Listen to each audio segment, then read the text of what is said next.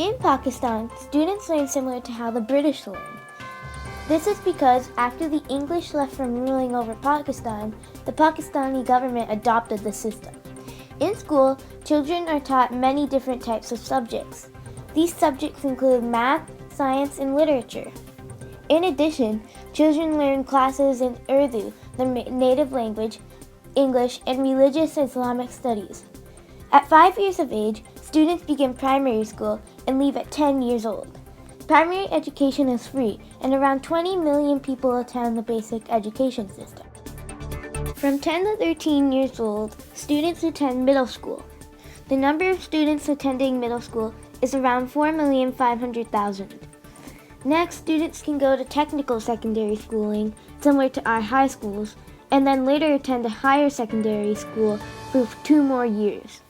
About 2 million children attend secondary school. Finally, if students pass secondary school, young adults have the chance of going to a college or university. In many countries in the Middle East, female literacy is particularly low compared to male literacy. Many schools in the Middle East do not allow women to attend school. However, even though some girls get enrolled in primary school, many times they cannot learn further because they are either not allowed to go to secondary school, their families want them to learn how to do the housework at home, or their families do not have enough money to provide an education for their child. Many times when girls become adults and have families, they are not well prepared enough to become hired for jobs in the future. Although women did not get a proper education, organizations such as the USAID are trying to set up informational schools for girls in villages so that they can learn as much as possible without going to a normal school. Organizations are also trying to raise money and introduce schooling for girls so that it becomes more familiar within the country. On the other hand, men are treated with a better education because there is a larger percentage of schools that allow boys to access. In addition, many families decide to enroll boys in school rather than enrolling girls in school. They think that will be more important and useful because men often have to support their families in the future. The education for men at a young age allows for them to have more power, participation, and decision making. Also, the education leads for families to be more well-off later in life, have a better understanding of legal rights, and to be more politically active. Finally, how does the Middle Eastern education compare to the education in the U.S.? Well, in the U.S., almost everyone has a quality education where students learn several different topics, including health, art, music, and physical education. But students study these subjects for many years and have a thorough understanding of them. Also, in the U.S., schools hire successful and excellent teachers who teach the students with important and quality information. We have advanced tools and materials that help children interpret subjects and give them a better understanding of the subject matter.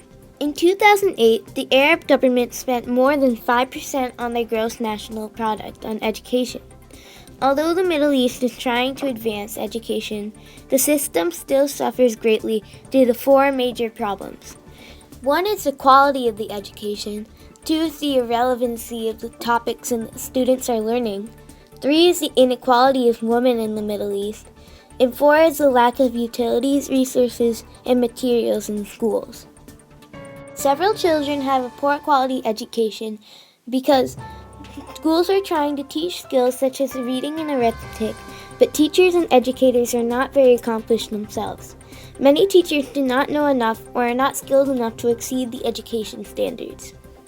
Also, many schools in the Middle East teach subjects very vaguely.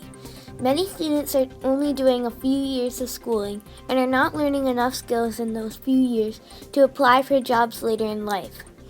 Schools are focusing their time on many different skills rather than focusing their time on the most important subjects.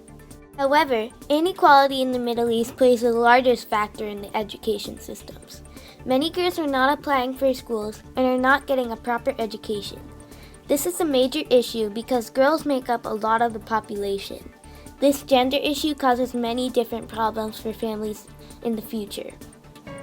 Unless the education of women improves drastically, education in the Middle East cannot succeed and move forward. Last but not least, many schools do not have essential items and materials for teaching, such as chairs, blackboards, writing utensils, etc. Also, several schools do not have utilities such as electricity. This makes teaching very difficult for teachers because it is not only known that children have a better understanding of subjects, but kids can also learn more efficiently with key tools.